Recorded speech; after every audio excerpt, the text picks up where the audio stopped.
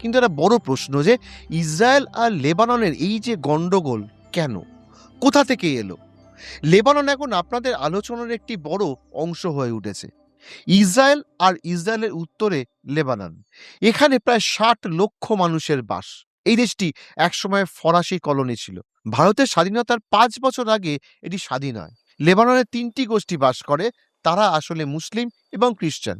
মুসলিমদের মধ্যেও শিয়া ও সুন্নি ভাগ আছে। ২০ লক্ষ সুন্নি, ২০ লক্ষ শিয়া এবং ২০ লক্ষ খ্রিস্টান বাস করে।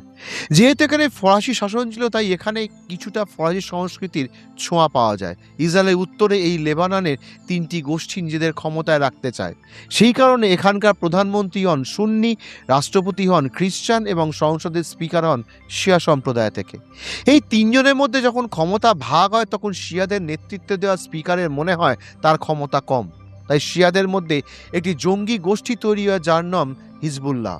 তাদের কাছে লেবাননের সবথেকে বড় সেনাবাহিনী রয়েছে। মানে ক্ষমতার ৩টি কেন্দ্র: সুন্নিদের কাছে প্রধানমন্ত্রী পদ, খ্রিস্টানদের কাছে রাষ্ট্রপতি পদ এবং শিয়াদের কাছে স্পিকারের পদ, আর আছে একটি বৃহৎ সৈন্যবাহিনী। কিন্তু হিজবুল্লাহর কাছে দেশের সেনাবাহিনীর চেয়েও বড় শক্তি রয়েছে।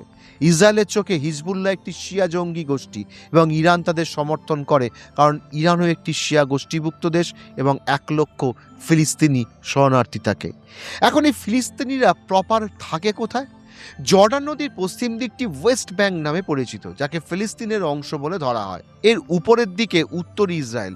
উত্তর ইসরায়েল এবং দক্ষিণ লেবানন একে অপরের সাথে লেগে আছে। যখন ফিলিস্তিনের উপর ইসরায়েল চেপে বসেছিল, তখন প্রচুর ফিলিস্তিনি দক্ষিণ লেবাননে আশ্রয় নেন।